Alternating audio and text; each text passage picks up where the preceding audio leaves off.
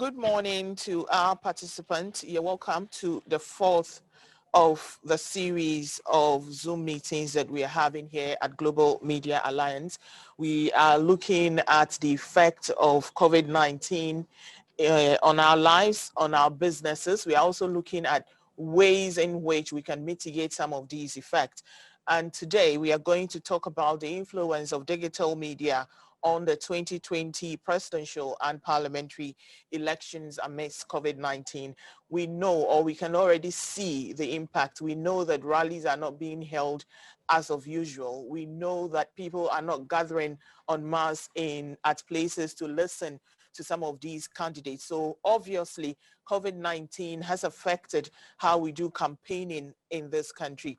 And today, I have some experts who are going to help us, especially if you're a political party or you're a politician. This particular webinar should be of interest to you because at the end of the day, you're going to learn what ways you can do your campaigning, given the fact that you cannot have people at a particular place, whether you can use digital media, traditional media to do all these campaigns. And today, I have Maximus Ametogo. He's a digital expert. I also have Ellie Daniel Wilson. He's team lead, UPRO. And of course, we also have Dr. Kobe Mensah. He's a political marketing and senior lecturer at the University of Ghana Business School. This webinar series is brought to you by the Global Media Alliance Group. Global Media Alliance is your leading PR communication consulting group in the country and beyond. Without wasting any more time, I would like to thank all our participants for attending to us today. I hope you are taking note as we take the presentations. And of course, you are allowed to send in your questions when we do open the floor for questions. Just a bit of ground rules. Each participant has about 10 minutes to 15 minutes or 10 to do their presentation. When they finish, we'll take the next presentation and the next, and then we'll open the floor for questions. Please, when you check on your Zoom, you'll see where we have the Q&A. So you check there and you drop in your question. You can direct your question specifically to each of our panelists so that they can answer if the question is pertaining to their field or their presentation. We are going to start with Mr.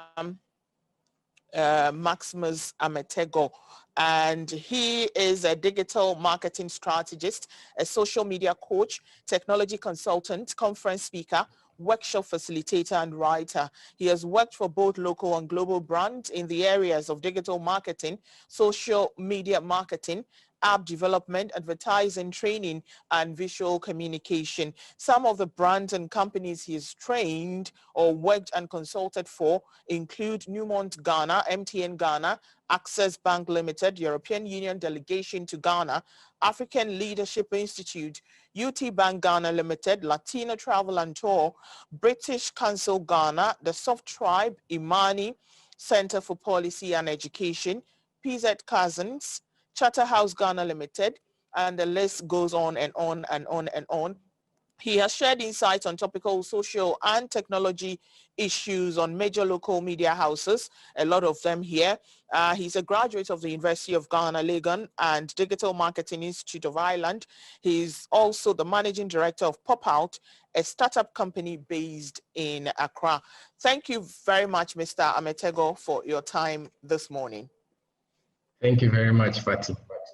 All right, so we are ready to listen to your presentation, and then our participants would ask questions, and then you would do us the honors of giving them some insight. So the floor is yours now. Okay. I hope I can share the screen. Let me see. Okay.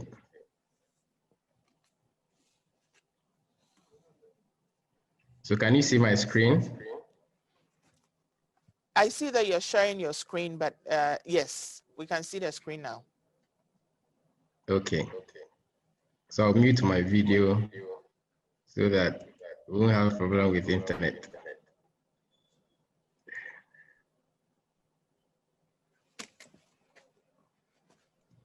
Okay, so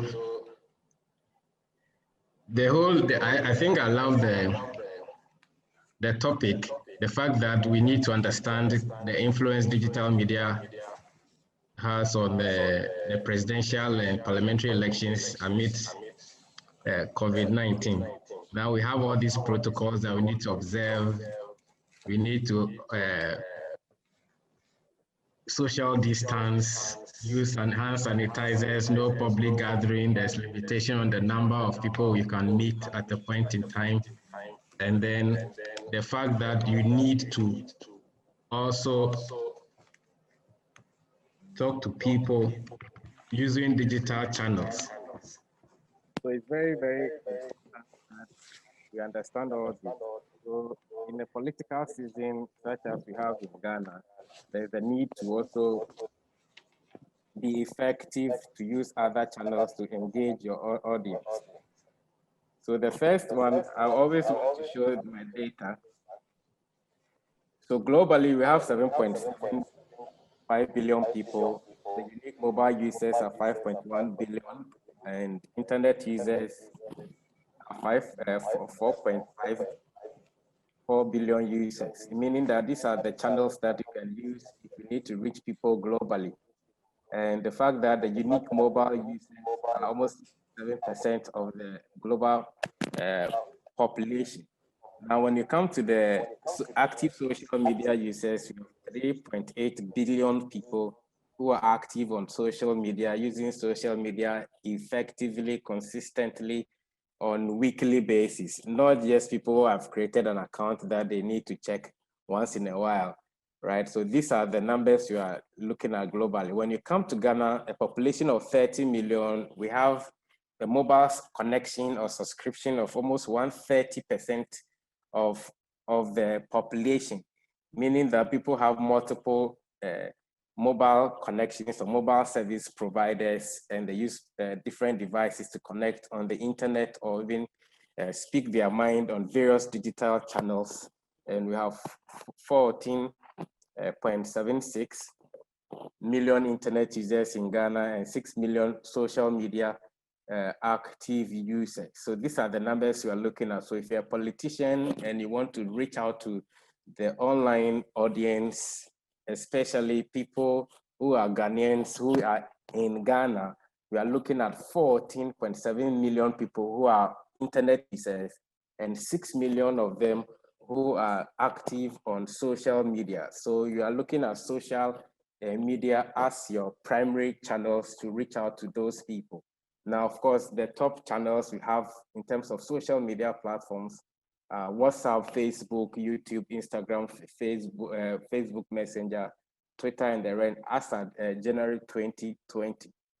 So digital channels, of course, if you want to reach out to the digital constituency, we are looking at your website, you are looking at your email recipients, you are looking at how interactive your social media platforms are.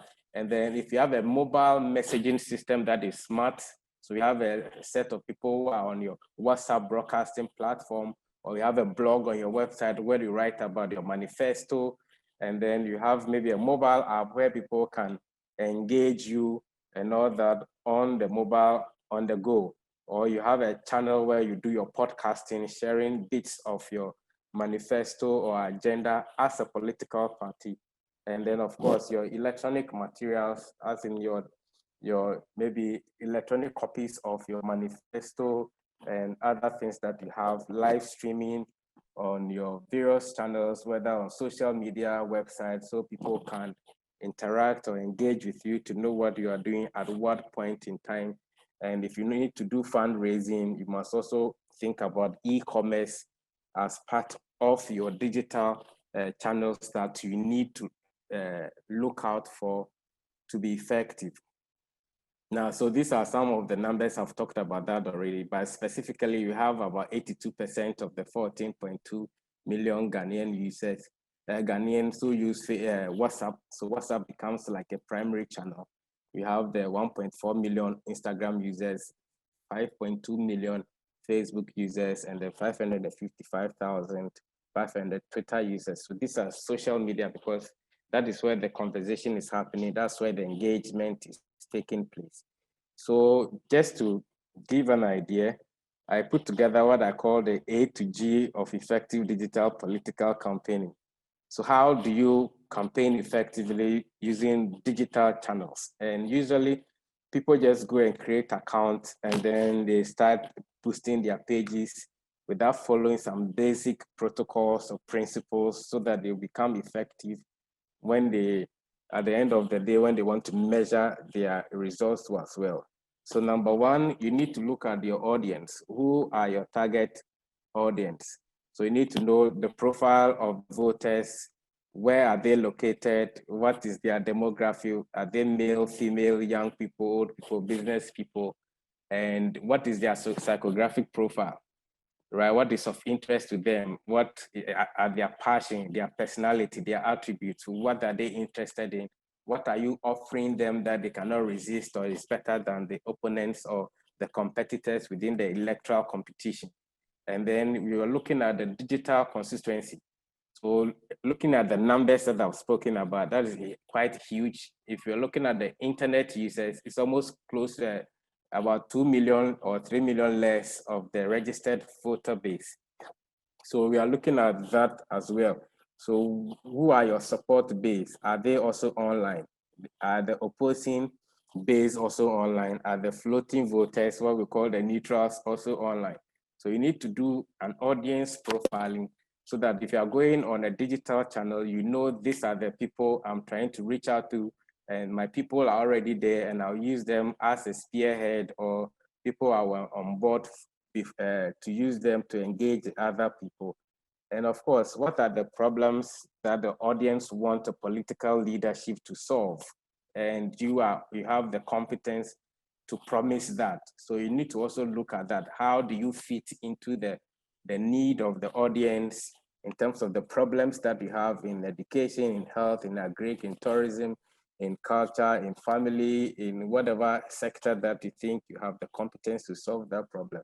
So it's very important. If you don't know the audience that you are trying to reach out to, you will not be effective in targeting them as well. Number two, the B is your benefits. What benefits do you want to derive using the digital channels? Are you there to engage your support base? Are you there to acquire new supporters? Are you there to promote your agenda as a political party or as a political candidate? Are you there to also educate voters, market your manifesto, grow your digital community, or at the end of the day, win the elections, which are very, very important. So your benefit has to be clearly stated so that if you want to engage your support base, these are the strategies you need to develop so that you can achieve the objectives that you also want. And if you need to also educate voters to know their rights and what you are offering different from what the others are offering, you need to do that. And of course, marketing your manifesto, a list of things that the promises that you have on offer for the voter base. Now we come to communication. So your style, how are you going to communicate your promises, your manifesto to the people? What are the subject areas? So you hear of the legalization of Okada, you hear of free SHS, you hear of planting for food and jobs, you hear of planting for export, and a whole lot of other subject areas which has been contextualized to target different segments of people. So they are using videos, pictures of beneficiaries to also promote their agenda. They realize that when they are even on a campaign trail, they are using those people as well. And then how do you schedule those things?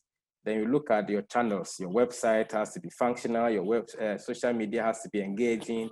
Your app has to be real-time, user-friendly. And then how do you converse on the platforms? You need to have a team of people who guide the conversations on your various channels and also run the campaigns for you as a political party or as a political candidate.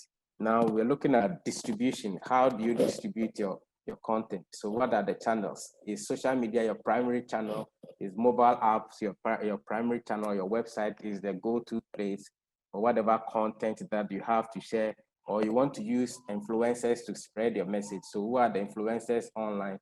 offline, or you want to use Google Ads or search engines or YouTube adverts to also promote your campaign as a political party. So the distribution of content has to be very strategic, timely, and that's what makes it effective. Now the E is engagement. You need to engage people. After you've communicated, after you've distributed your content, you need to listen to what people are saying on social media, on the apps, on the website. You need to also have feedbacks, the inquiries they are making. How are they interacting with you? What information are they interested in? So you need to monitor the conversations happening and what is trending on those platforms. And how do you tap into the conversation or trends that is happening to promote and bring out your best policy for whatever social discussions that are trending. Now, the last but not the least, the F is your finance. So what are you looking at? How much will it cost to manage the channels, to run promotions, to run adverts, to campaign, to generate reports, do giveaways? So you're giving out t-shirts, souvenirs, the caps and placards, stickers, and the rest to your constituency. How much are you going to spend to develop even content? How do you distribute the content?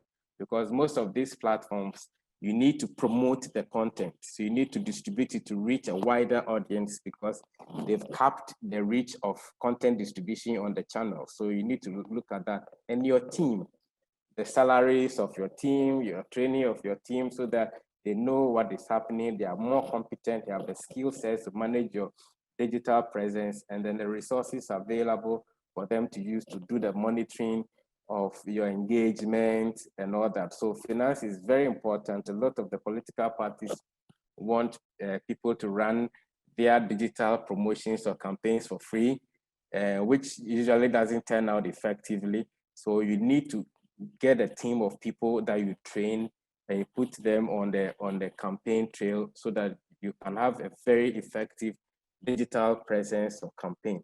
And the last one is your goals. So the goal, the G is linked to your B, your benefits. What do you want to achieve? At the end of the day, you need to measure. Did your community of support base grow? Did you promote your agenda? Were you able to market your manifesto? And were you able to acquire new customers and, of course, win the election? And if you didn't win the election, what is your return on investment? Were you able to build some social capital in terms of popularity, in terms of people knowing you so that you can try the next time around in the next 4 years for another election period? So it's very important to have that. Your goals are linked to your benefits. Your benefits are your objectives. And if not being able to clearly define that, it will be difficult measuring that. So these are the guidelines. So you need to look at your audience, profile them very well so that you know who you are targeting, who you are reaching out to. They'll look at the benefits, your objectives. What do you want to achieve? Are you there to market your manifesto, grow your support base, engage your existing constituents, or also win the election? And then your communication. How do you develop your content, run it through the right channels, and then how do you converse around your content and manifesto so that you can lead people to the understanding that you want them to have about your promises? And then how do you distribute content? Distribution is very, very important. What are the channels that you use to distribute those content? And after you are done distributing what you intend to communicate, how do you engage the people so that you make sure they are convinced about what do you want them to know about, and then how much does it cost? The finance is very, very important.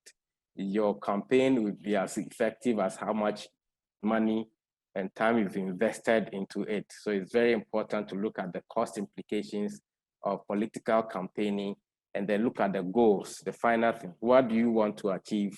And if you have a strategy of a monthly, weekly, and quarterly monitoring, you should be able to know whether you're achieving the set objectives or the benefits you want to achieve as a political campaign. And in conclusion, it is very, very important and salient to know that digital is not a new constituency and is very massive and big. In Ghana, it's almost equal to the registered voter population, which is almost like 90 and something %. So political parties must understand, and based on the fact that we have COVID, digital is a way to go to use digital channels are ways to channels to use to complement their campaigning. And of course, it's discretionary or it's even it's personal. So any content you promote, I see it myself within my newsfeed. Others don't see it. Unlike TV that we all see the same screen, and it is personalized. So you must have a strategy to be able to run your campaign effectively. And this is how digital is going to influence the campaign. If anybody takes it for granted, it will be at their own risk. Thank you very much.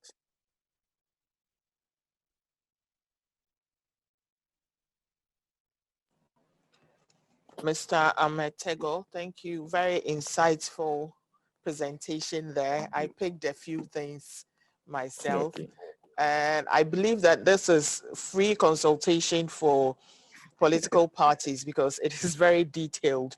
But let me start with the questions. I have a question that I want to ask.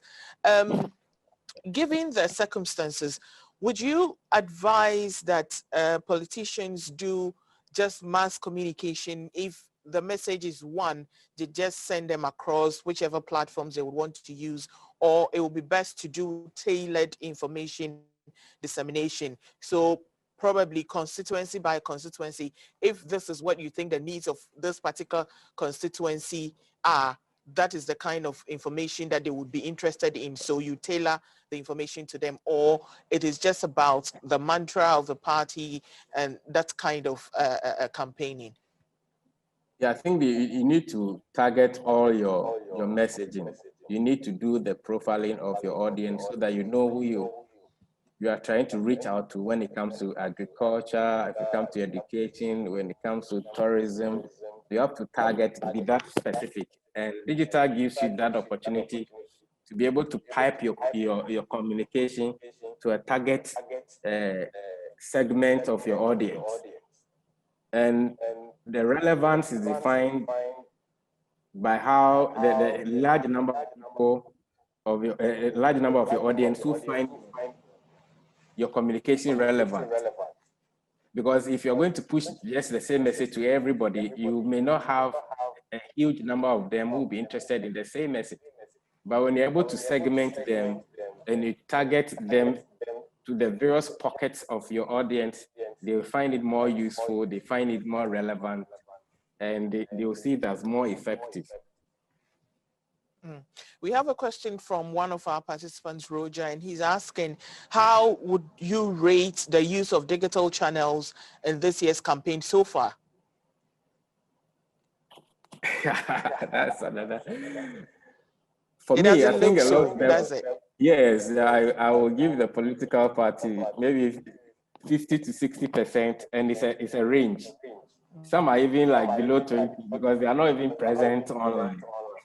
Some are present online, they don't have a strategy, they don't know where they're heading to, and they don't know how to even exploit the digital benefits to their own, how do you call it, benefit or digital opportunity. So the major political parties, they are using digital channels and mostly social media. But the minor or the independent candidates are not using it effectively. Some are even absent there. Let's talk about F on your list, finance.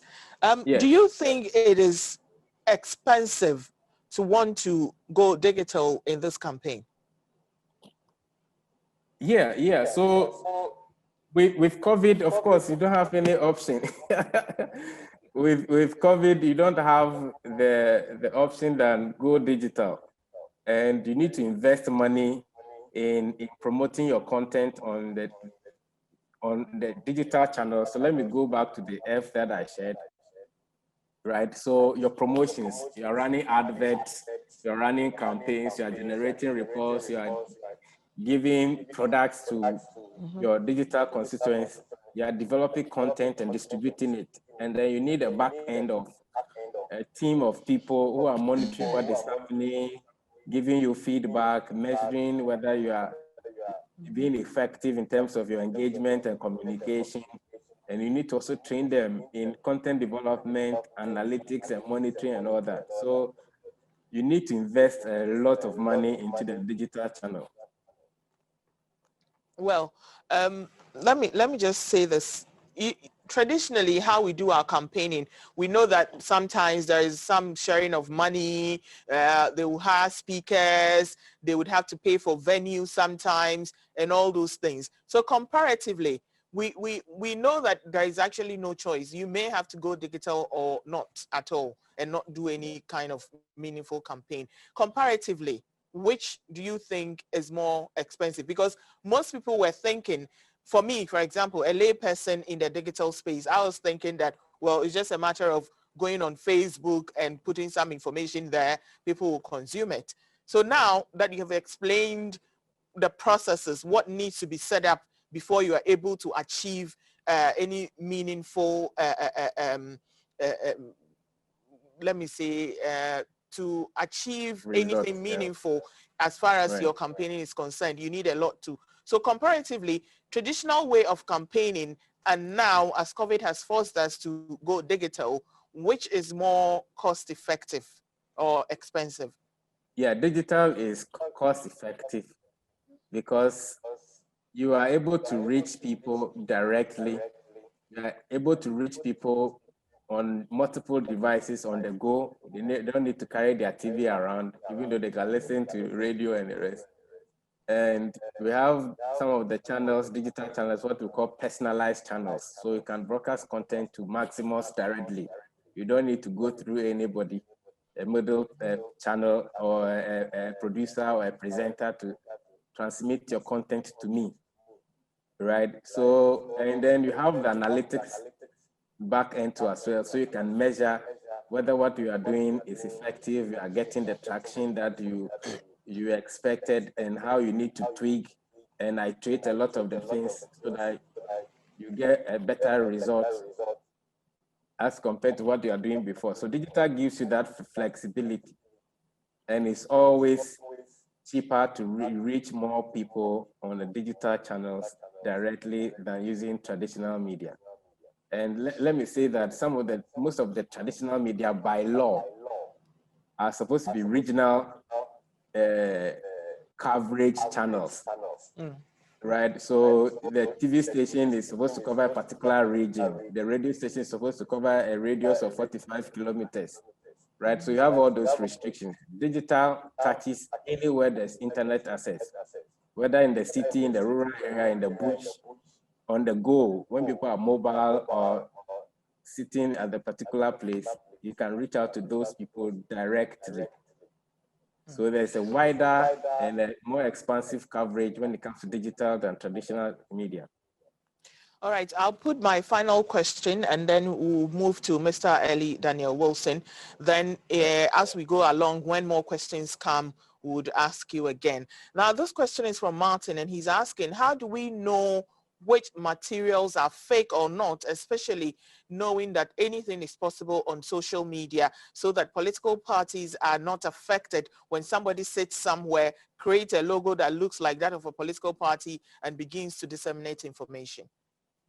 Yeah, great question. The thing is that they don't even need to create the logo all by themselves. They can pick the logo online and then follow their brand layout, and then they transmit any content. So that's why it's very important that I talked about the listening tools when it comes to your engagement is very, very important. The listening tools when it comes to engagement. So you have people who are monitoring what people are sharing on the various channels, especially what we call the deep social, right? WhatsApp, Telegram, and the rest, which you don't see what is happening within the various chat groups, but you have people who can send you information, right? So if I see something within a WhatsApp group, the members can send it to maybe the political party to verify whether what the person is distributing is credible or not. So it's very, very important.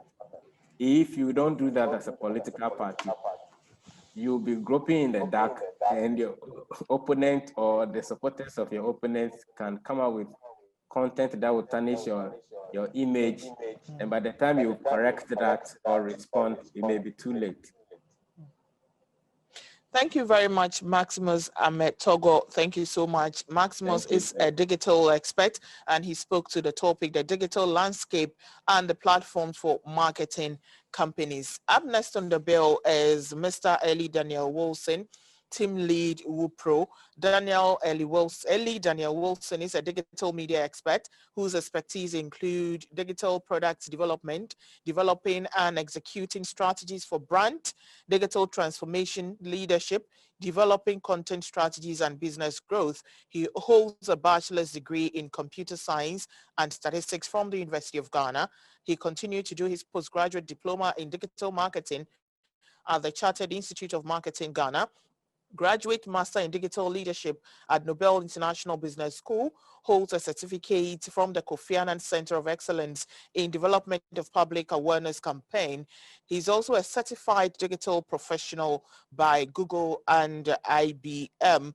Eli completed with honors BBC Media Leader Training January 2020, and he's passionate about everything digital. He teaches digital marketing occasionally at the Ghana Institute of Journalism, Skillgator, and of course E-Academy right here, belonging to the Global Media Alliance Group. Thank you very much, Eli. Thank you for your time this morning. Eli will be speaking to the topic, WUPRO, Political Marketing Solution Amidst COVID-19. The floor is yours. Thank you, Fati. Good to see you again. Same here.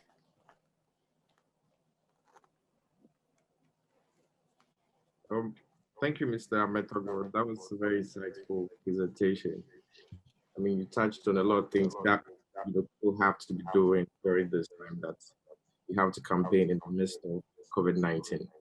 Now, my presentation is touching on the influence of digital media in elections in Ghana. I would want us to just have a short conversation about why digital media matters, especially in the context of COVID-19, and how digital media is a tool for political activism as well. Because we'll have to talk about the dangers of digital media, just not to paint it as a holy grail. Then we'll speak about the age of influencers, where I would introduce the product Global Media Alliance has been working on in the past few months. So why digital media matters in politics, especially in Ghana? Social media has been an echo chamber and direct line to the masses. I think in Mr. Ahmed Togo's presentation, he mentioned how with digital media, you have direct access to your audience. And the beauty of it is anything that hits social media gets amplified by soldiers or activists, general social media users who care about any conversation that hits there. So if you're campaigning and you do not have a lecture being go to the reception and ask for sweetie, have the opportunity or the capacity to use digital media to explore and get your message out there, targeting the audience you would want to speak to. When I get to the conversation on influencers, you would see how I have observed how some political parties are taking advantage of influencers on social media to get their messages out there. Digital media is a fantastic tool to set agenda and control narratives. I mean, every day conversations are ongoing on social media, whether you button or not, conversations will go on about you as a political party, as what you're doing and what you're not doing.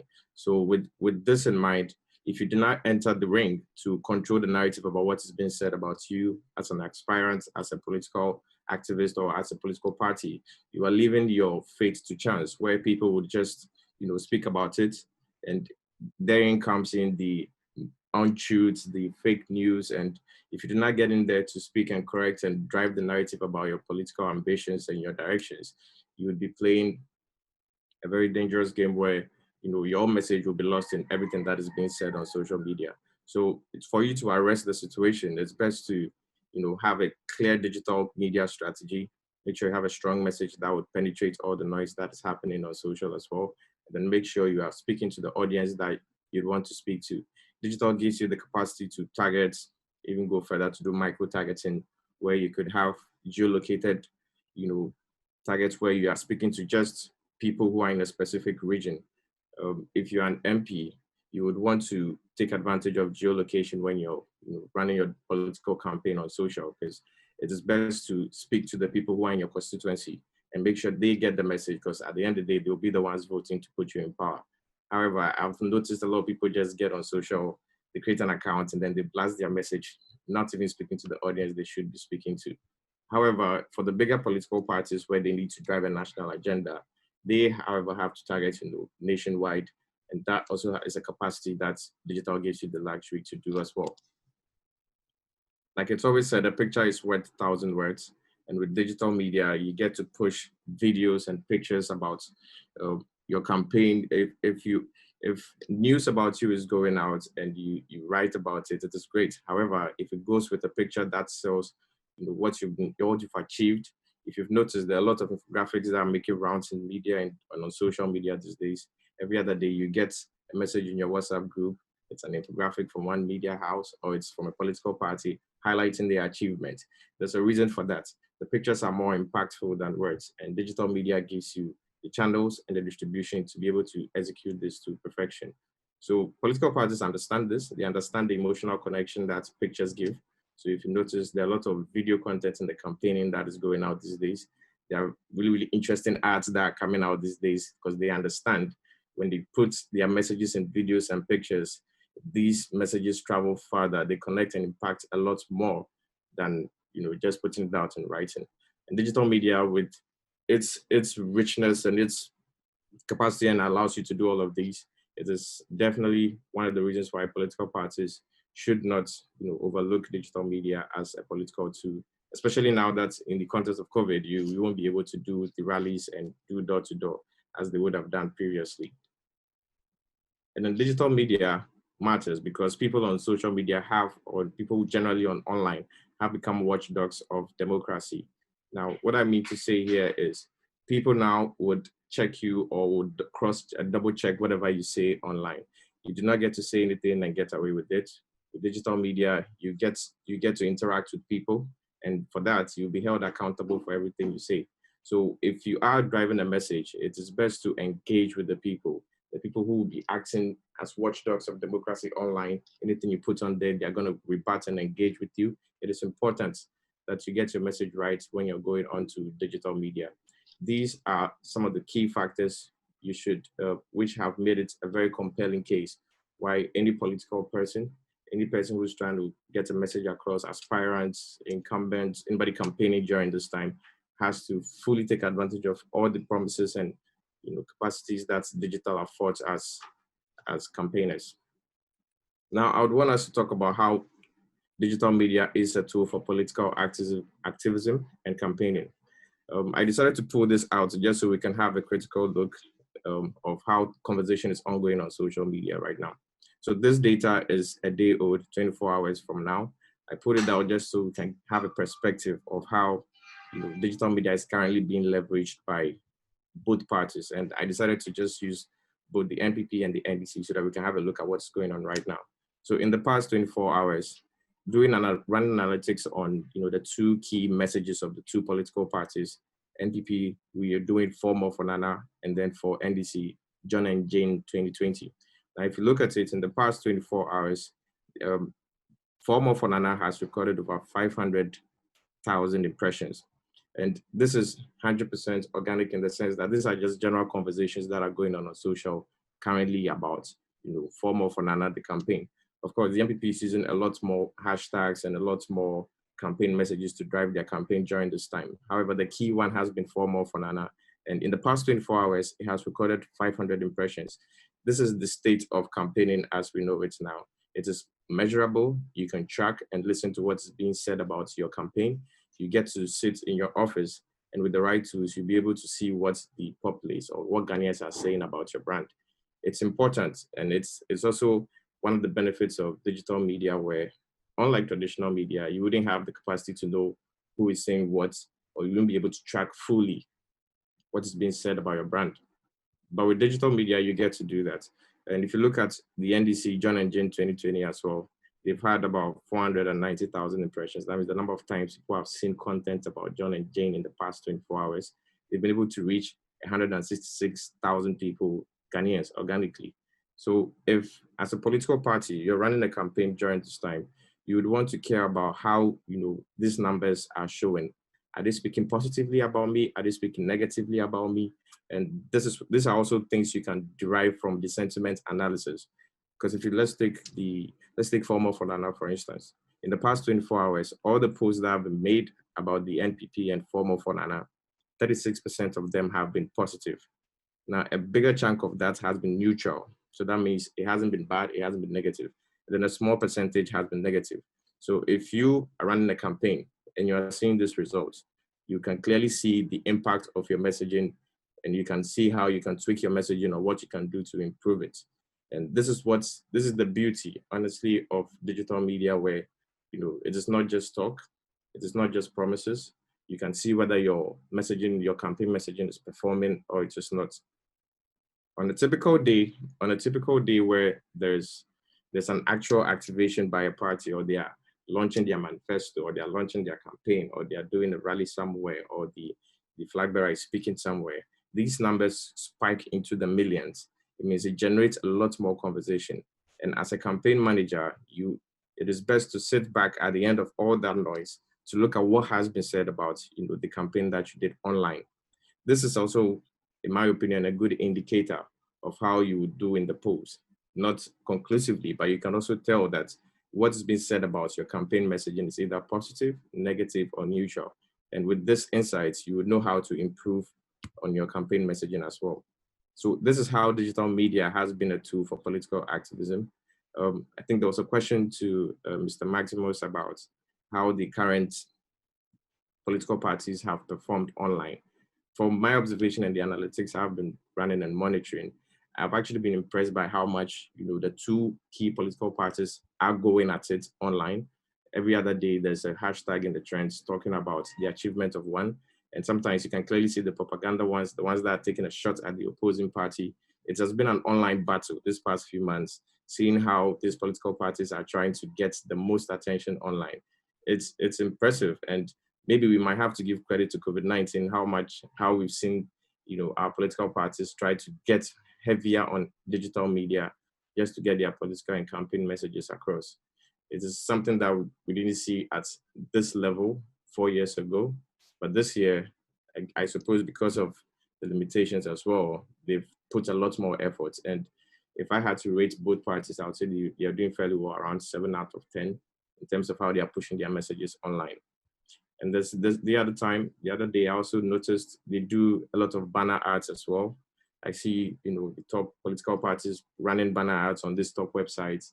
And it's, for a digital media person like me, it is good to see the adoption rate of it. And it is good that, messages are now being tried to, the political parties are now trying to reach, populace and Ghanaians via digital media, which in any case, that is where we spend a lot of our time these days. So if you look into those messages, you can then see, which hashtags, which keywords are being spoken about you. I mean, with the view of these insights, you can honestly sit back and re-strategize your campaign and see what is working and what is not working. And it's been good to see this past few months how it has performed online as well. And now let's speak about the dangers. The dangers of digital media. We cannot do away with fake news. I pulled this one out, and this is the most recent one, when the Honorable Minister came out to denounce that no government official was arrested in UK for a 26 million money laundering scandal. However, before he came to speak on this, it had gone viral in our WhatsApp. It was everywhere. Everybody believed it. It sparked a lot of conversation, just for us to find out later on that it is not true. We should, unfortunately, expect a lot of this come elections. There'll be a lot of unverified information. There'll be a lot of false truth that will be passed around, and people, unfortunately, will believe it.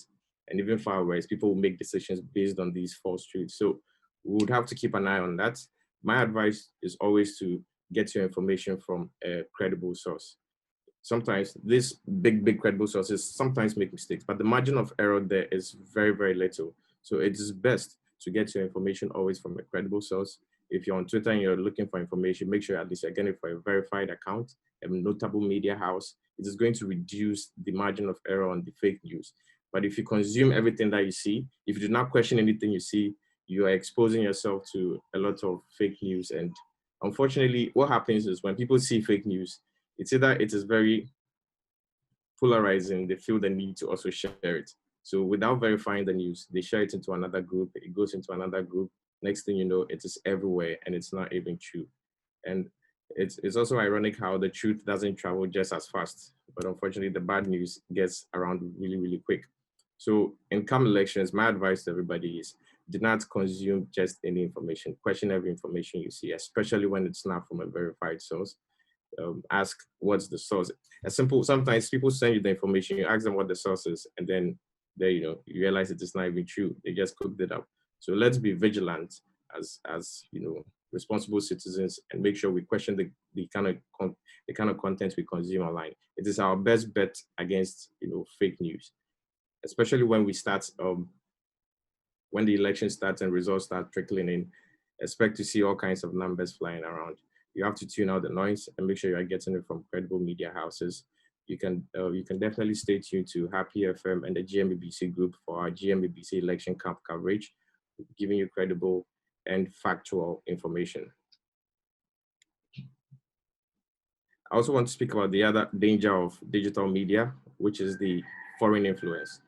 And just to learn from what happened in the US, it's something that can easily happen anywhere because digital media doesn't have barriers per se. There's no physical barriers where if you're not Ghanaian, you can't speak about Ghanaian news. There's no such thing. Anybody can disguise as a Ghanaian, as one of us, and then proliferate, fake news or perhaps drive an agenda to influence the outcome of an election.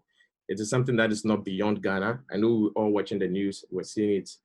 We're seeing that the Russians were being accused of, influencing the US election. It is not beyond that. It's not something that's beyond happening to Ghana because we can have a situation where a group who want to drive an agenda could invade our digital space, drive conversation, create Facebook pages, create Twitter accounts, purchase Twitter accounts, start having strong opinions on issues in Ghana, and before you realize they are driving a narrative that is not even a Ghanaian agenda.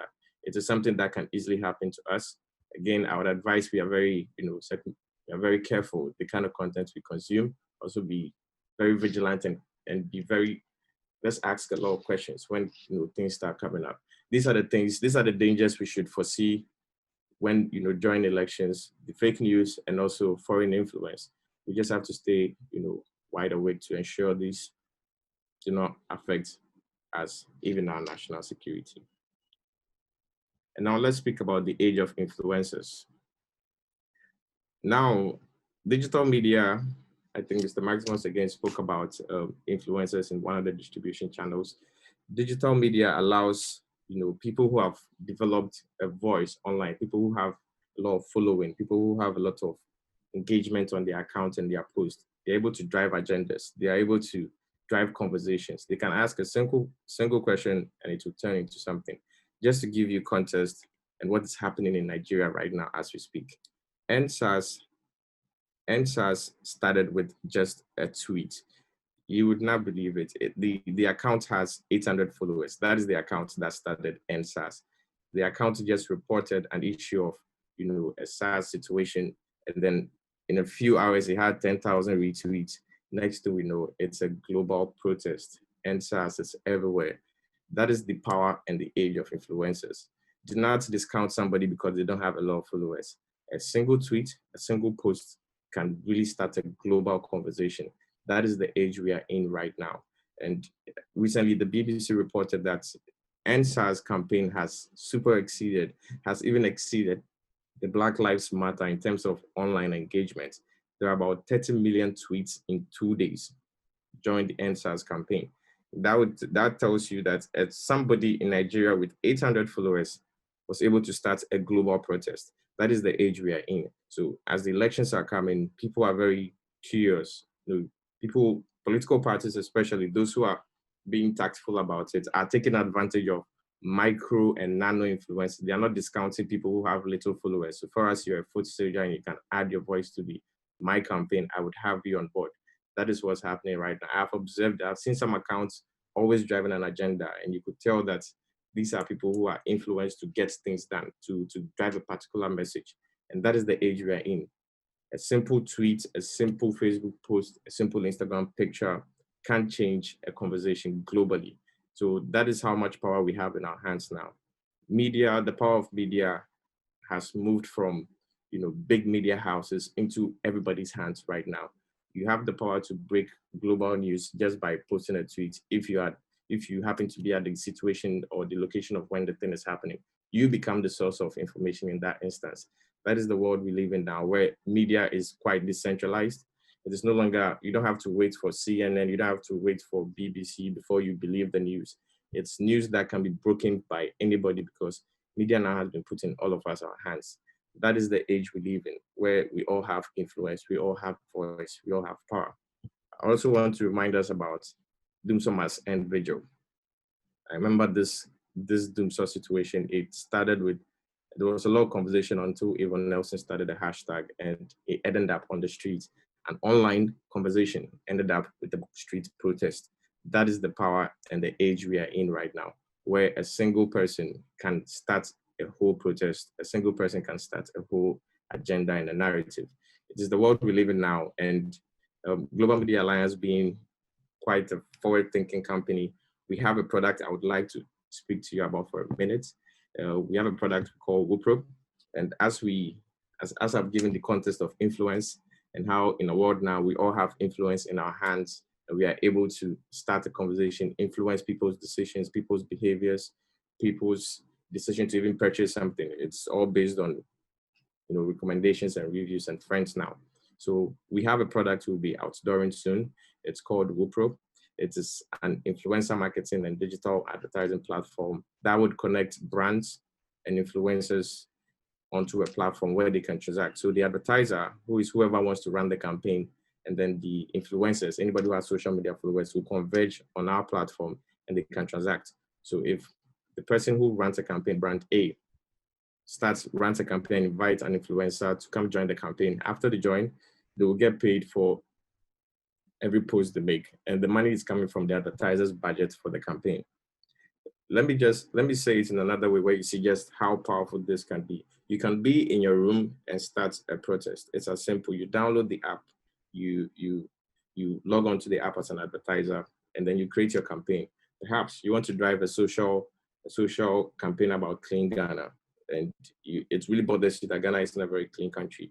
You get onto Wupro, you create your Clean Ghana campaign, you invite people you think have the voice to drive this campaign, you set your budget for it, you invite them, they have the option to accept or reject.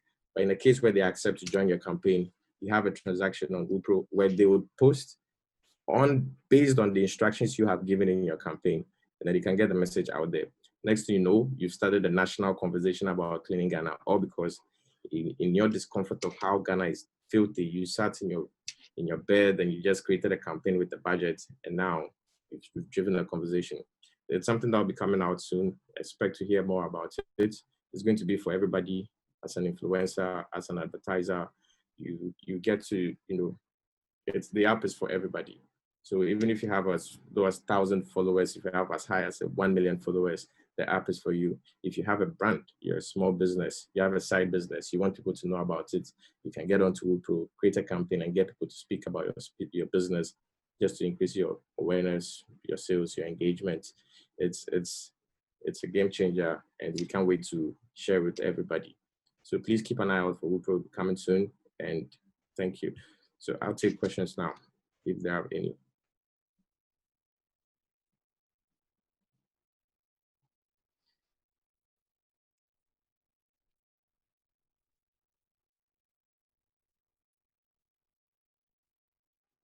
Hello, Fatih. I can't hear you. Hello, Ellie. Can you hear me now, please? I can hear you now. Okay. So the first question is from Cyril, and he's saying that if we are encouraging digital campaigns, what are your thoughts on digital voting? Is it possible? Absolutely. It's possible. It's something that is happening elsewhere in the world. It's something that can happen here. But we would have to look at the adoption and penetration rate of our infrastructure, our internet, because we have to ensure it has to be a safe mode of voting and not be easily rigged or compromised. So it's something that can happen, but I don't think Ghana is at the point where we can comfortably have digital voting system where it's not going to create a lot of issues. So it's something that I believe is enough. It's something that when the infrastructure develops to reach that will absolutely happen. Something I hope happens soon. All right. I also have a question, and it's about Wipro. I want to find out, can anybody at all be an influencer? And so mostly in Ghana, we believe that people who are movie actors and actresses, people who are on TV and in the music scene can be influencers. Can anybody at all be an influencer and, of course, sign on to Wipro? Thank you, Fatih. Yes, everybody, and I mean everybody, is an influencer in one way. I mean, even if you tell your friends to buy a shirt and they go ahead to buy it, you were an influencer in that situation. You're able to recommend and they listen to you and they went ahead to make that purchase. It is that same concept we are bringing online, where your voice will be your social currency, your followers.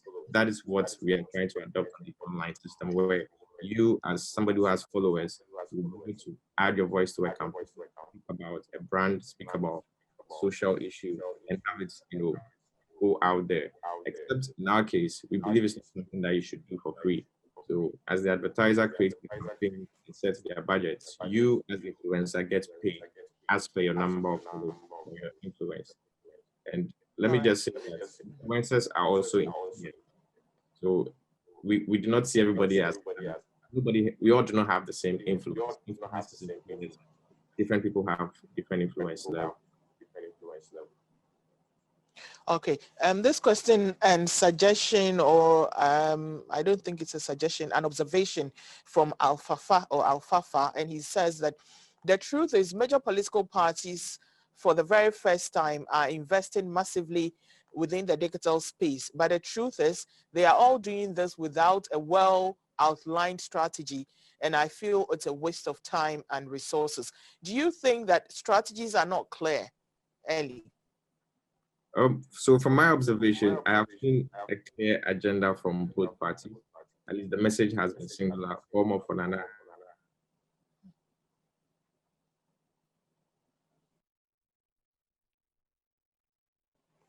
Hello, Ellie, can you hear me? I think we lost Ellie there. We'll just move on, but Ellie Daniel Wilson is team lead Wipro, Global Media Alliance Group, and he spoke to the issue Wipro, political marketing solution amidst COVID-19. We now move on to Dr. Kobe Mensah, political marketing and senior lecturer, University of Ghana Business School. Kobe Mensah is a senior lecturer at the University of Ghana Business School. He is a research-oriented academic who believes in evidence-led, hands-on, and collaborative teaching and research. Kobe is the editor of the book, The Political Marketing and Management in Ghana, a New Architecture, published by Palgrave Macmillan, United Kingdom. His teaching and research interests are political marketing, political communication, advocacy, and business-government relationship, and social media. He is a leading expert in political marketing in Africa and has been responsible for the growing interest in the field in Ghana. He obtained his PhD in journalism from the University of Sheffield, United Kingdom, and holds an MSc in international marketing from the Sheffield Hallam University, United Kingdom. He is a chartered marketer, ICM UK. In industry and other organizational engagement, Kobe is a chair of the Sales and Marketing Compliance Committee of Accra Brewery Limited, an AB InBev company, coordinator, Constitution Dialogue Series, High Commission Collaboration Project, a member of the Political Marketing Specialist Group of the Political Studies Association UK, associate editor, African Journal of Management Research, UGBS guest reviewer, Africa Today Journal, USA, member of Palgrave Macmillan Board on Political Marketing, Management, and Book Series. Quite an achievement right here. Dr. Kobe Mensah, Political Marketing and Senior Lecturer, University of Ghana Business School. He will be speaking to the issue or the topic, leveraging digital media tools for effective political campaign during COVID-19. Good morning and thank you for your time, Dr. Mensah. Good morning, Fatih, and thanks for having me. Thank you so much. It's been great to have the platform with everyone, and I'm happy to actually contribute. Well, I think that with the advent of COVID-19, obviously the digital space is upon us now. It has been with us for some time now, but I think that we see the arrival of it, within this particular period, where, essentially every institution has actually rolled out one or two protocols, of engagement, and that has been very much digitally oriented. I must say that I'm not going to do a PowerPoint presentation, but I will try and take you through, the various, things that I feel that could be relevant. First and foremost, we see an increase in, what we call use of digital spaces, obviously for political campaigning. But crucially also, we've seen that from the activism perspectives, which, most of you, the earlier, speakers have actually, highlighted, these events. Now, I think that we have, seen broadly, the opening of the political space, so to speak, to capture the uncaptured, so to speak. And when I say the uncaptured within the political space, we're talking about the first-time voters, for example, who are very much, apolitical in many ways. We see the young people, the youth, who some way somehow do not actually feel bothered, with the political process. And then also, if we cast your mind back to traditional media, because of its, kind of limitation in terms of time and space, all right, we couldn't actually have an engagement with the diaspora, and I'm sure in 2004, if my memory serves me right, when we were thinking about the ROPA, for example, one of the conversations was, to make an informed, vote, voting decision, you have to have an informed, what do you call political, conversation. So if you have a traditional media that is actually bounded by time and space, then how do you actually ensure that, the Ghanaian diaspora has, the kind of information that they need, the kind of insight that they need in order to actually exercise that particular voting decision? And so with the advent of digital media, these demographics that I call the uncaptured, within the political system becomes easy, for us to reach, because the diaspora, number one, source of what do you call information is that definitely is the digital space. And so the emergence of WhatsApp, social media platform, Facebook, Twitter, Instagram, is actually brought these people much more closer, to the political conversation than even those who would call the rural, rural areas. But even then, we could also talk about the sharing of the social media space. And obviously, we have been sharing, digital tools, or we have been sharing communication platforms, for a long time. I mean, we used to have a communal TV where most people would actually, engage television by going into communal places or going to some people's, houses. Of course, we shared the radio. So you go to market spaces or you go to working places, you have people, maybe one Akasanoma, and most people actually, around it, listening to it. We share the newspapers, we read and then we pass it on to people. And the same way, we share in social media, and then we just actually looking at the studies that are actually pinpointing that people who have access to WhatsApps and Facebook and Twitter are actually sharing the conversation, amongst others who do not have. So you have a quite number of what do you call young people who are in the universities and the high schools who have access to smartphones, and they may have access to Facebook account, etc. When they go back to their communities in their villages, suddenly whatever they hear on Twitter and Facebook, they pass it on to those folks who do not have access. So we see broadening, of the political space, and that actually brings us to another point of political communication. We'll talk about public sphere. All right. So the public sphere and the opinion, is actually being enhanced. So you can talk about an enhanced public sphere that is actually, sort of supporting or underpinning quality, public opinion. And for that, you talk about the idea that the conversation, the public sphere has actually been, opened up, for diverse conversation. So it's easy for us to start talking about gayism and lesbianism and other rights, without being censored. So if you look at the traditional media, obviously, you would have the media, the editor of a particular media house saying, "Oh, this story is actually a no-go zone.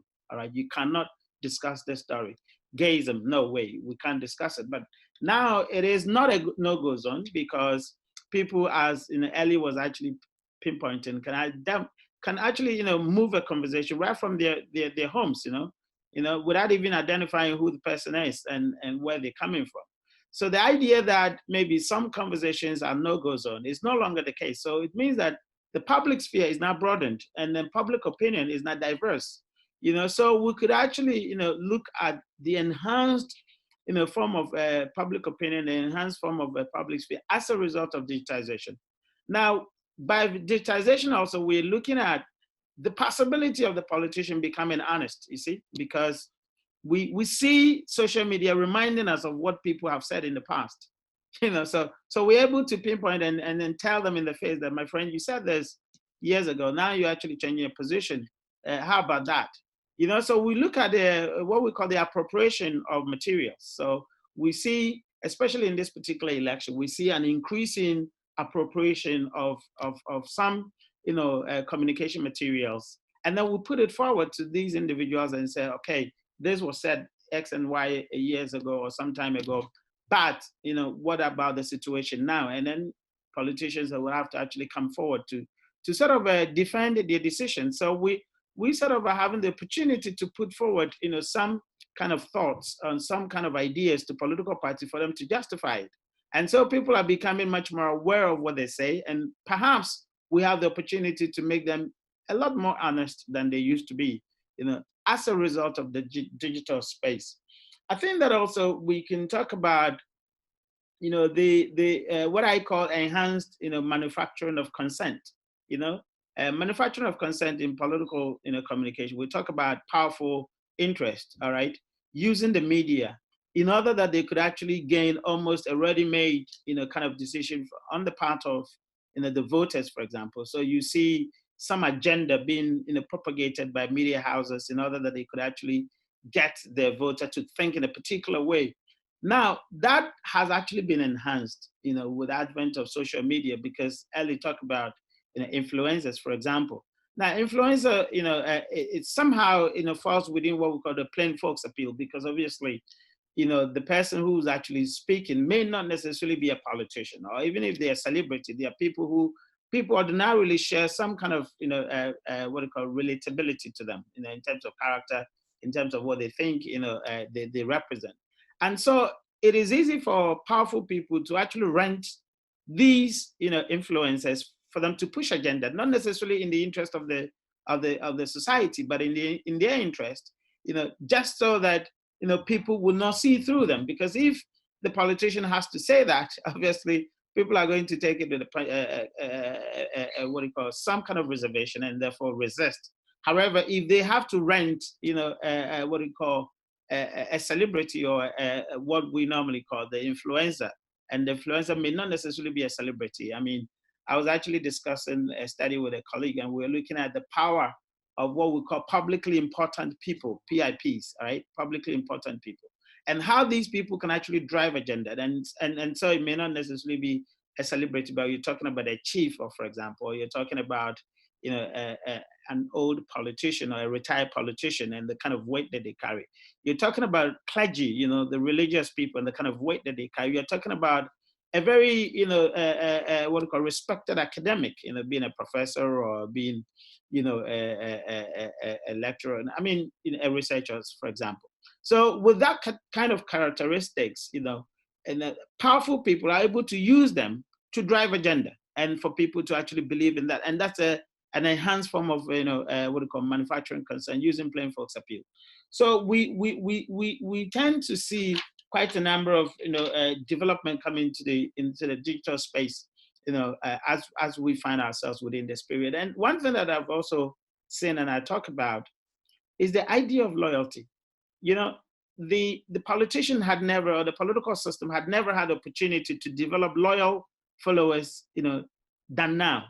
Because if you look at the character of the traditional media, for example, I mean, we all do media hopping, all right, channel hopping. So you tune your TV to one TV station, in the next hour you're changing it, all right, to another TV station or radio station, the next hour you're changing it.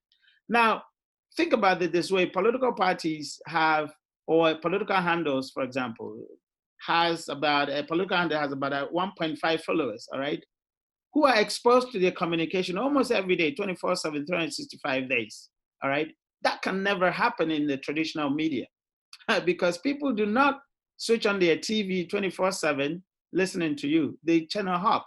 But with the advent of digital space, people are actually on your timeline 24/7. They are your followers 24/7. That tells you that you have the opportunity to create a loyal following, if you treat them right, if you set the right incentives. So for example, even outside the political campaign period, to what extent are you engaging, the followers with the policy teaching, with the policy education, with some kind of thought that could actually benefit them? How are you actually engaging them with the kind of communication? And you see, the advent of social media actually means that we have the opportunity to bring in new talents, all right? Young people with fantastic creative talent that we use to actually propagate political communication in a manner that is not monotonous. So you see the social media culture like, don't leave me, know your history, modern, and that kind of social media challenges. And that is the new form of communication that these young people actually understand. So you can imagine that when you start engaging them, they start canvassing, they start actually contributing to the political communication. Eventually, they tend to stay with you in terms of being exposed to your communication and being your followers, your followers for a very long time. There is no way the traditional media could actually afford that opportunity. So we have the opportunity to create loyal followers to the extent that we could actually use them to even crowdfund. Can you imagine that a political party actually setting up, to crowdfund for a young person who actually needs a transplant, for example? Now, when people start contributing to that, they're actually creating a relationship with you and then thinking, this is a worthy cause that I can actually support. Eventually, you convert them to membership. Eventually, you convert them and they start contributing to the fund of the political party. So we have an absolute opportunity, to make things happen that they never happened, earlier on. Of course, we could also look at the other side where, I think I heard early, talk about, fake news, etc. Of course, that's the other side of it. The idea that there is no editorial judgment, or there's a less editorial judgment that actually comes in when you talk about digitization, because obviously somebody can actually begin a conversation from their, closet. That means that there's a less and less editorial judgment that we can exercise. And the gatekeeping role is increasingly, eroding, even within the establishment of media. So, newspapers are actually sourcing information from, online spaces. And by the way, we did a research and we realized that people's suspicion of fake news actually go beyond the digital. A lot of people actually suspect the traditional media to engage in fake news other than even the digital space, especially the local speaking, traditional media. So people are becoming less and less suspicious, both ways, of traditional and digital spaces in terms of fake news. There is an enhanced, level of fake news that we're actually observing, which people call positive fake news, just like what we call ethical hacking. The idea that people could actually use certain things to get people to react, that ordinarily they would not react, and they're actually calling it, positive fake news. We see these things happening. Ethical issues.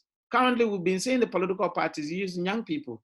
And I find it quite strange because, in the past, 2000, when we had, obviously, Jacob Ichibilamte of blessed memory, who actually innovated the campaigning in this country, we found it fantastic to hear young people sing, President Kufuor's name in a manner that we were not used to. And so political advertisement was actually taken a notch higher. Of course, those times, those young people's faces were not shown. We only heard their voices. Now, fast forward 2020, and we're talking about ethics, yet we see political parties using young people's face. When we have heard countless of times bullying, political bullying, the idea that when people see you related to a particular party, then of course, everything ceases. So you're not likely to have medical attention because maybe the person that you're actually going to see is actually in a position to the kind of political party you've been found associated with. You're going to have a teacher who is actually, the other side of the political lineage, and therefore seeing you associated with it. So to what extent can the political parties go with the kind of campaigning that we see, exposing young people to the bullying that we've been hearing every day? And I find it quite strange that the conversation of political communication that actually sit very well with ethics and with societal issues, socio-cultural issues, that could not actually come to political parties and exercise some judgment in order that they could actually bring some sanity within the space. And that's quite worrying. So yes, in as much as we talk about the effect of the digital space and how we can actually leverage to expand the political conversation and to bring in new talents, because now we know that we have to actually talk about memes, for example. We have to talk about cartoons, for example. We have to talk about videos. And these are formats that the traditional people, and I say traditional people, I mean people who are older, etc., within the political space, do not know how to interpret them and how to use them. So unless you actually recruit young people, which we have seen, so many young people coming into the fore. But how do we exercise that ethical judgment in order that the young people would still find these space very attractive and very worthy of actually doing and relevant to their actually cause? I think that these are some of the things that we could actually talk about. I mean, there are so many other things that we can talk about, but I think I will leave it here. And then maybe people can actually ask questions.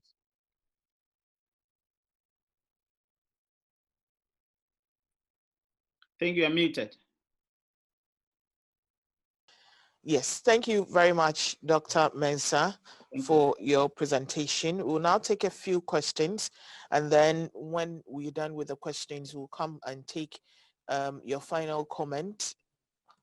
I have a question here from Nana Amma, and she says, great presentation, but how can the digital advertising be made more targetable and measurable? So that's a question.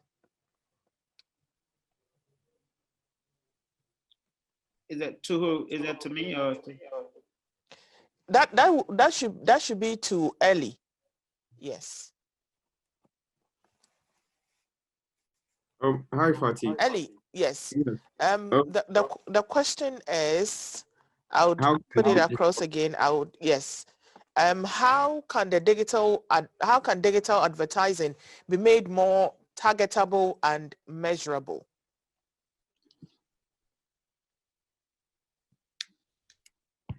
Okay, so that's actually one of the beauties of digital media. That's what we preach all the time, that it is a lot more targetable, a lot more measurable than traditional media. I think in my presentation, I pulled out some analogies, and that is what you get with digital media.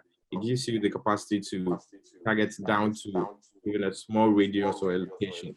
You can even do some ads that would only show up when people get into one particular location. As in, I can run an ad where you only see it when you go to Accra Mall because the location shows you're in Accra Mall. That is how pinpoint the targeting is. And as for the measurability, the results will be there for you to see in impressions. That is the number of times people have seen the ad, the number of times people interacted with it, the number of times it was shared. You would see all of that in numbers. And like we always say, numbers do not lie. So in terms of targeting, it can target as far as location, as far as devices, as far as Android or iOS, as far as keywords, your profiling online, your interest. There are so many opportunities to target, and for measurability, that's it. It's there for you to see in the back end. All right, Dr. Mensah, let me ask this question. Do you think that it is about time political parties set up digital offices? Let me put it that way. Just as they have women's organizers office, they have treasurer's office and all that. Should they make a conscious effort to set up a digital team that is part of the party's machinery as far as communication is concerned? Fantastic. Thank you, Fatih. I think that you're spot on. I mean, the roles in the political parties are changing. The political parties are not responding, but we see that increasingly the role is supposed to change. I mean, we have a huge, a swathe of young people trained in these kinds of, what do you call talents, or who have these talents, trained in these kinds of skills. Majority of our colleagues, especially, my age, for example, from 40 years and above, these are the kind of people you see in political parties. They do not understand the internet language. A lot of them do not understand it. They don't understand memes. They don't understand these, what do you call, emojis, etc. But that's the kind of language that you need for the modern voter. The modern voter, this was the young people actually coming up, do not have the time to read this bunch of text, right? So political parties are increasingly becoming unappealing, to the young voters. They have the opportunity to establish the digital offices and to recruit the digital, staff. So, for example, after this election, these political parties, with the advantage that COVID has actually given us, must maintain the digital spaces that they have and increasingly use those arms to educate, people on policy. And the good thing that we have is that there's an integration, there's a both vertical and horizontal integration of the media space. So you see what is trending, and then it hits the TVs and the radios. And then you see them feed into what we call the newspapers. And most of these TVs and radio stations have affiliates, the community radio station, the community TV, etc. So there's every reason why they should actually sustain the digital offices that they have created now and make sure that they can make an effective use of them to create relationship with the communities. And they have to actually go extend, they have to extend that function to creating, what we call political marketing offices. Because you've got to actually understand the voter very much. And that means that you have to regularly research what are the needs and who are the emerging, markets in terms of the types of voters and what are the things that are actually influencing their vote. This is a 365-degree job. So you have to actually go beyond the current functional areas within the political parties to embrace new forms of, functions within the political systems. Ellie, let me ask you this question. We've had some digital concert happening. We know that political party is about numbers. People would want to feel that they belong to the party, that they are given the opportunity to interact with their leaders and all. How feasible or interesting is it going to be to have an online rally? Let me put it that way. Is that something that political parties could look to? Because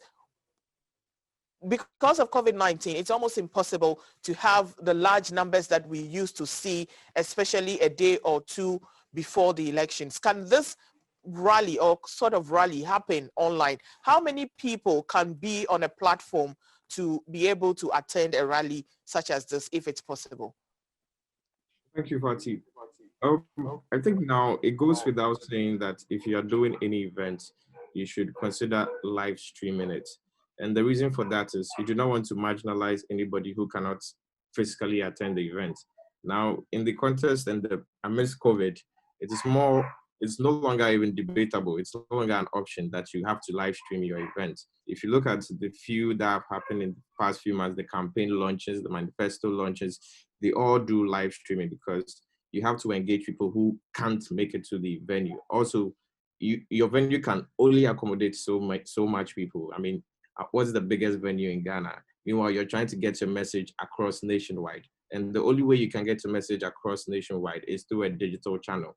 And one of the low-hanging fruits to get that done is to live stream. So like I said, I have been partially impressed by what has happened because I've seen a lot of political parties streaming their concerts, streaming their campaign launches, their manifesto launches. They've all been online. They've all understood the need to engage people beyond the physical presence. I mean, before they would have stuck to just having a big rally and they told they had 20,000 people, 40,000 people. Fair enough, take it to the stadium, 40,000 people. That still won't compare to taking it online when you can reach millions of people. So the need to take your message online, it's no longer negotiable. I mean, if you're not doing it, you are shortchanging yourself. So yes, it is a strategy that has to go without saying. If you're doing any rally, if you're doing any political event, make sure you are live streaming it. Make sure you're putting it on all digital platforms. Make sure you record it, put it on your YouTube channel so people can watch. Those who cannot catch it in real time can catch it later on. Just so you're leaving no stones unturned in getting your message across. This is the new normal, and it is not negotiable.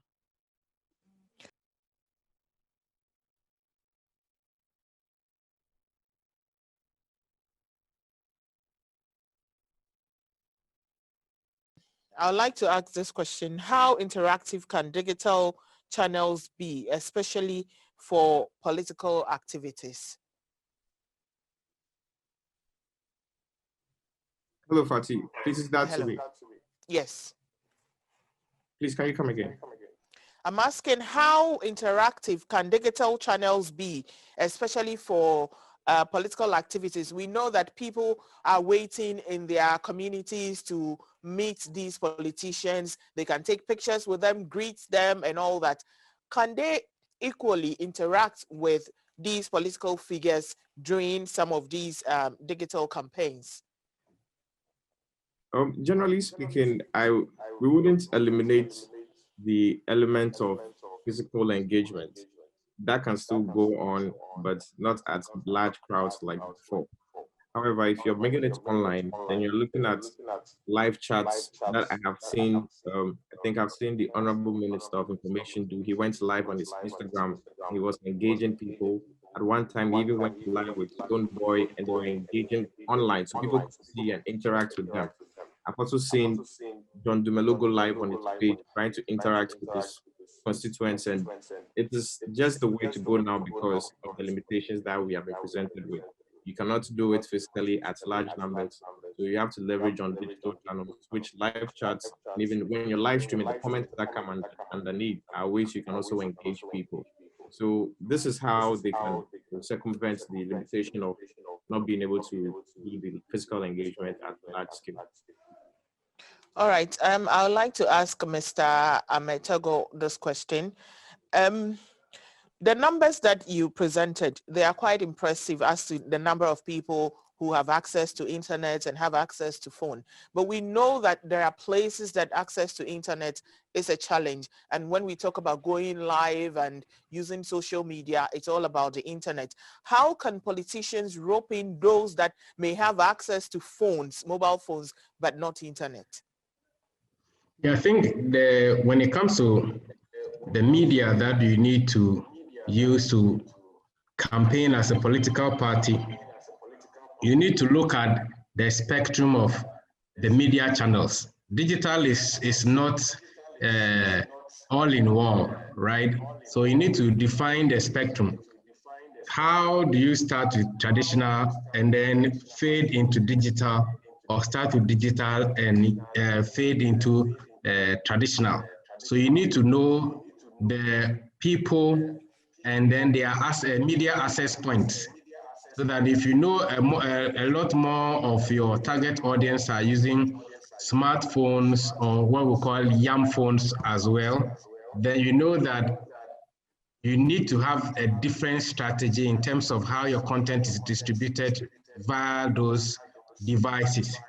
So I helped a politician develop a strategy in the last election where you have automated messaging done to people within even villages and cities. So your number, the automated dialing of your number, so people subscribe, then they automatically dial your number in the morning and evenings, and then you hear the voice of the member of parliament speaking to you, right? You don't need to have a smartphone to get that done. So this is just a cellular call. So you need to also know that, okay, these are the people you are dealing with, and he spoke local language. He didn't need to speak English language. Usually when we are using a particular channel, we want to also target with a particular language. I can equally send a local language via WhatsApp to people, and they can listen to that local language. Or I can do a Facebook Live, using local language to reach my target audience, because all the people who can speak English language understand one local language or the other. So if you're able to do a profiling of those target audience, then you can develop a spectrum of your distribution channels so that you know how to read the smartphone people, you know how to reach the hybrid phones, you need and how to use the YAM phones, and then how you can use traditional media, and then how you can use all these people you are reaching as your physical news feed, so they become your word of mouth to distribute the content they've heard on that channel. I would ask this question to all three of you. I want to pick your thoughts on this. We are building democracy. We want democracy of fairness and equality. And we know that some political parties are well-to-do than others. We even have independent candidates. What are the different kinds of digital communication tools that will be fit for budget for some of the political parties that might not be able to go large scale and spend a lot of money at the back end and even in the team and all that? I would like to pick your thoughts, each of you, on what you suggest political parties with not so much finances can benefit from the internet or social media. So I'll start with Dr. Mensah. Okay, thank you. Well, I don't think that the social tools or the social platforms have some kind of aggregation in terms of the budget, for example. That is, whether you are a high spender or a low spender. I think that all of them are actually, whatever your budget is, all the social media, platforms actually suit you. What you probably would want to look at is about how much can you do with a particular tool. And as Ellie was actually showing, a certain level of the analysis you would need to actually pay because they would give you a period, a scope, within which you could actually access free services.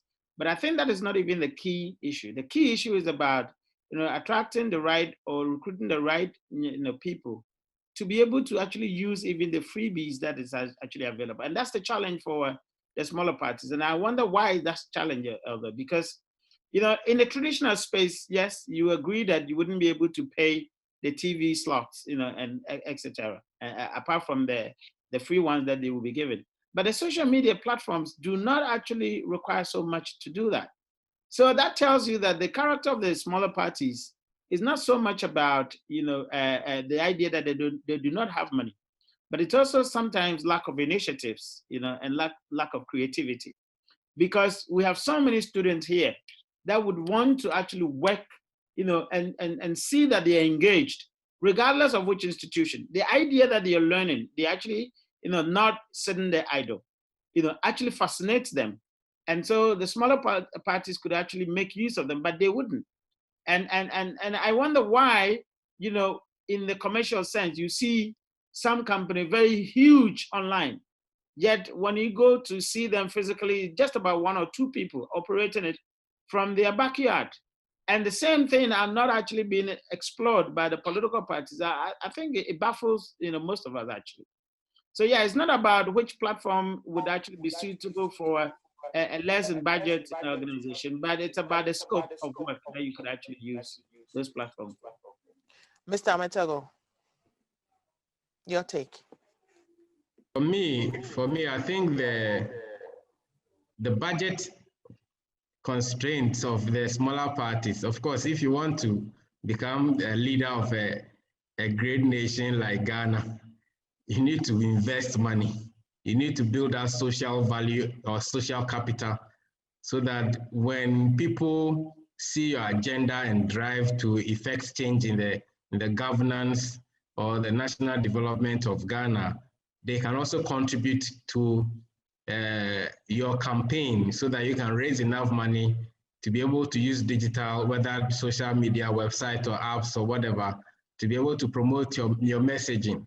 If you are not ready for that investment, then you are not ready to lead because it requires money.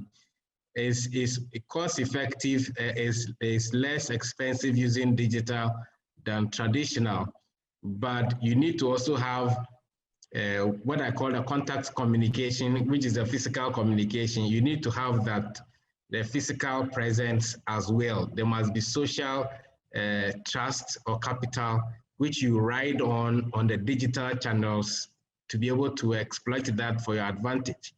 If you are not known of digital, if you are not effective of digital, you will not be effective on the digital channels, because people don't engage aliens on digital channels. They engage known people. They engage people who have social standing. They engage people who have physical references or connections. So you need to understand that. So for me, it's not about which channel or how expensive or cost effective that channel is. You must have some money to invest in the channels and start with the one that will give you optimal results in terms of return on investment. That's a tough one. Ellie, your take. Thank you, Fatih. So every time I hear this question, I always think it's an opportunity for me to bust the myth that digital is cheap. Digital is cheaper than traditional, but it does not mean it is cheap. It costs money to do some of the premium things you can do online. And for a lot of political aspirants, I would say to them, you are not John Dumelo. You do not have 5 million followers online. You have to invest. You have to invest to compete with somebody who already has that clout. If you're trying to reach people online, there are two ways to do it. Either you do it organically or you pay for it. If you want to do it organically, you have to be, as we would say, you have to shake the table. You have to be radical. Your content has to stand out. If you're doing business as usual, nobody's going to pay mind to you. So you would have to consider paid promotion to put your content in front of people. But I would always advise it's either you invest in it or you are looking to be very radical and controversial just so you can get some attention. Else you get lost in the sauce. So yes, that's it. I wouldn't say, but if I had to say there was a cheaper way to go, I would advise Facebook.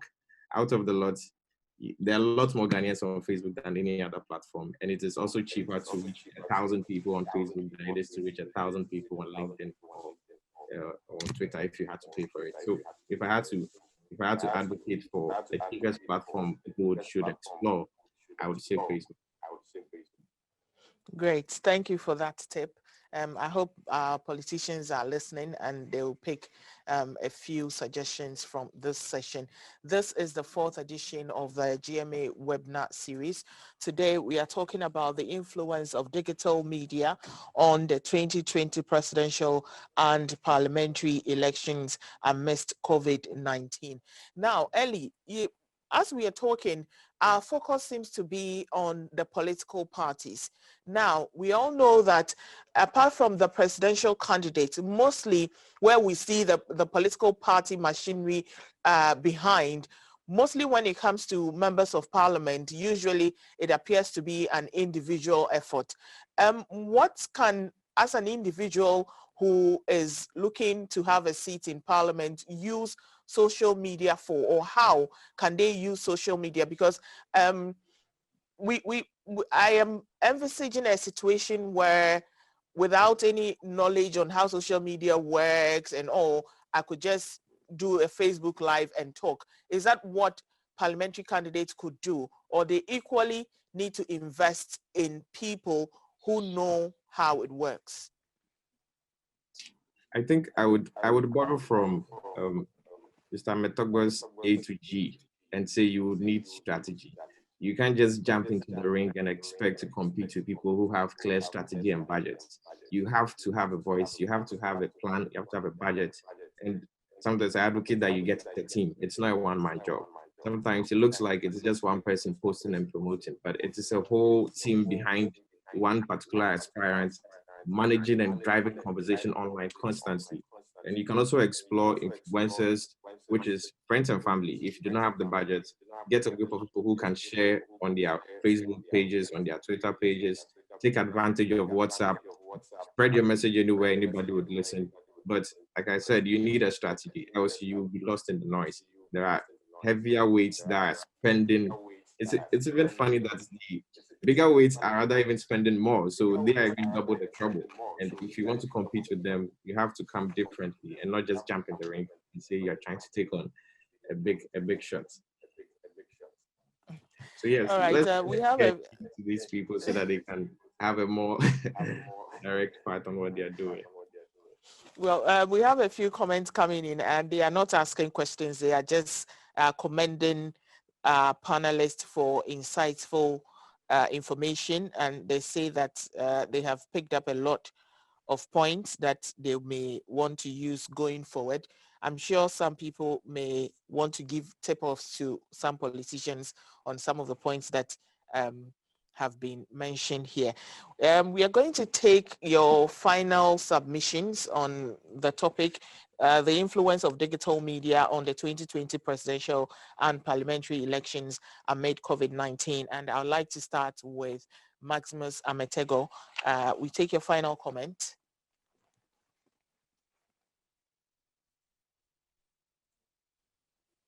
So like I said before, digital is the new constituency.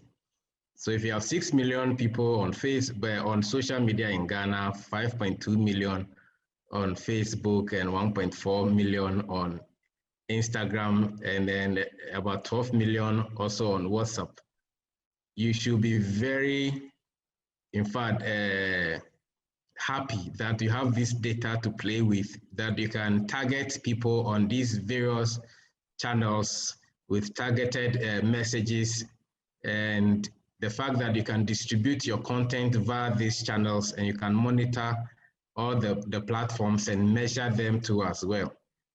Digital is the way to go, and of course COVID is heading everybody onto the digital channel, and we are all going online. Politicians must think like that. Political party must invest in their digital backbone and digital platforms to be able to win the election. Thank you very much. Ellie, we'll take your final comment as well. I would want to use this opportunity to say that people should look, everybody listening should look forward to GMABC election camp coverage of Ghana's general elections. It will be comprehensive, it will be factual, and you get your information in real time. Also, I would want to say everybody should keep an eye out for WUPRO. It's for everybody, it's big, and we are all going to enjoy this product Global Media Alliance has developed. And thanks everybody for joining this webinar, and hopefully we'll see you again on the next one. We'll take comments from Dr. Mensah. Okay, now I think that I'll give an example to illustrate my last comment. I think there was a time we heard a lady being killed, from a witch camp up north somewhere. And at the time, obviously, there were a lot of social media, commentaries, etc. I think the presidency actually responded, but just about 4 days after. Now, when the presidency responded, a couple of people actually criticized that it was too late. And the point I'm making is that, the digital media actually imposes transparency, whereas the traditional media actually afforded secrecy. So in the traditional media, political parties and politicians could actually feign unawareness. Now, in new media, you cannot feign unawareness because it will be on your timeline. It will be within your community. People will see that, yes, you've been exposed to the media, the message, so to speak. So we couldn't actually transfer the traditional political behavior into the new world because people would actually, see that and then will question. I think that we have also had some mixed opportunities, and I think political parties and political institutions must actually be aware of some kind of development. Within the new media, as we're talking about, the physicalness is actually eroded. Now, the EC, for example, missed the opportunity to actually roll out the procedures for campaigning digitally, especially within the COVID-19, when institutions have actually, developed protocols for people to actually go through. Now, don't forget, a lot of people actually, those who are in paraphernalia, for example, they actually commit money into making these things. There are institutions who actually provide bed and breakfast for, political, rallies, so they have small hotels rely on that. So there's a whole political economy that actually rely on, the traditional political campaigning that we used to have. Now, that was not possible, which means that the EC could have actually rolled out protocols and for people to be aware that it wasn't going to be possible this time. So if they have to have some capital investment, they would actually hold on that. They failed to do that. They have increasingly failed to come out with the procedures, the rules of engagement on digital. We saw political parties beginning campaign even way before the period that we declare as campaign period. So 6 months down the line, they started campaigning. When we know that by norm, political parties should actually campaign 3 months into the election. Where are the protocols of the new world that the EC is supposed to put out? So we have to be mindful of the new opportunities that we have to actually take and then prepare for them, especially when it comes to fake news, positive fake news, whatever you call them, online ethics, etc. We need guidelines to actually usher us into the new space, but we're lacking them currently. Thank you. Thank you very much, Dr. Kobe Mensah. He's political marketing and senior lecturer, University of Ghana Business School. We also had Maximus Ametego. He's a digital expert. And of course, we had Ellie Daniel Wilson, head of digital and innovation, Global Media Alliance. He's also the team lead for Wipro. And today we spoke about the influence of digital media on 2020 presidential and parliamentary elections amidst COVID-19. This is the 4th edition of the Global Media Alliance webinar series. We would like to thank all our participants and we would like to thank the team for making this happen. We are grateful and hopefully we'll see you again on our next webinar.